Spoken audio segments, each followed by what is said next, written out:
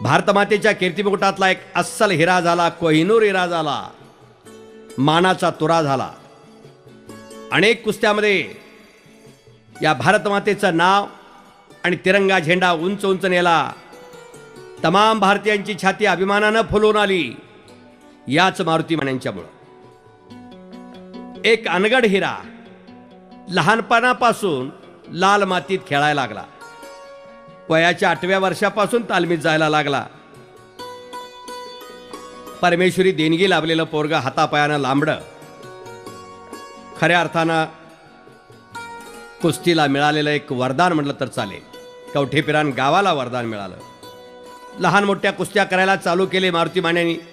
त्यांचा जन्मच 27 डिसेंबर 1938ला झाला माने घराण्यामध्ये.